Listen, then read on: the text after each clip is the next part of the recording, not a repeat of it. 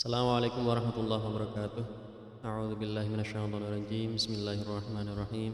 Assalatu wassalamu ala asyrofil anbiya'i wal mursalin wa ala alihi washabihi ajmain, amma ba'd. Kawan-kawan semester 5, alhamdulillah pada kesempatan kali ini kita akan membahas pertemuan kedua, yaitu pembahasan teori tentang tayamum. Seperti yang telah kita ketahui, tayamum adalah pengganti dari wudhu atau bisa menggantikan mandi wajib. Tata caranya nanti akan kita bahas dan kalian praktekkan sebagai salah satu syarat selesainya sertifikasi. Tayamum syarat-syaratnya seperti yang telah kita ketahui, menggunakan debu yang suci, kemudian mengusapkannya ke wajah, kemudian ke tangan. Tayamum ini bisa menggantikan wudhu dan mandi jinabat. Dalam mandi jinabat tentu tidak dengan menaburkan debu ke seluruh badan, itu tidak. Jadi seperti halnya tayamum pada pengganti wudhu, hanya cukup mengusapkan debu ke wajah dan kedua tangan. Dan syaratnya juga harus suci badan. Jadi sebelum tayamum itu harus suci terlebih dahulu badannya, karena ini sebagai kunci sahnya ibadah kita. Jadi kita harus memperhatikan syarat sahnya wudhu atau tayamum untuk menggantikan wudhu dan mandi jinabat. Syarat-syarat atau situasi yang diperbolehkannya kita menggunakan debu untuk tayamum. Yang pertama, apabila tidak ada air atau ada air tapi hanya untuk mencukupi kebutuhan kita seperti minum atau makan, mengolah makanan dengan air. Apabila tidak ada air berarti kita boleh menggunakan debu untuk mengganti wudhu.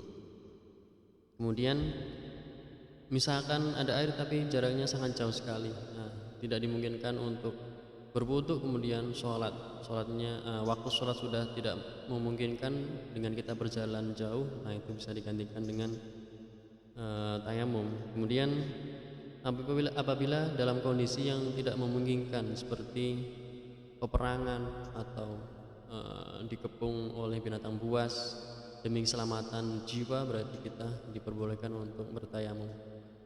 Kemudian apabila kondisi badan kita sedang sakit atau dengan keadaan suhu udara yang sangat dingin, berarti kita boleh menggunakan debu untuk bertayamum menggantikan wudhu. Kemudian masalah ini juga dibahas Imam Ghazali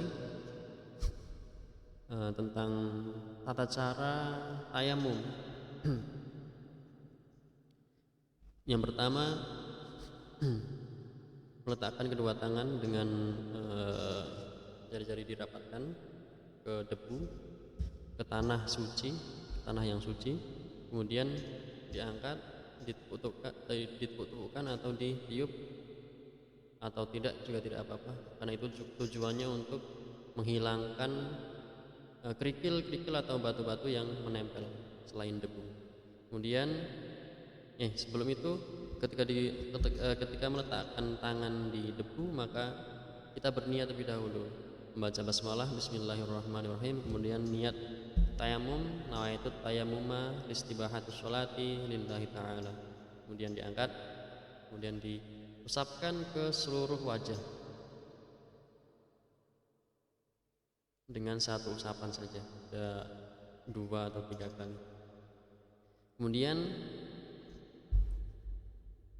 apabila ada yang pakai cincin, berarti cincinnya harus dilepas dahulu itu.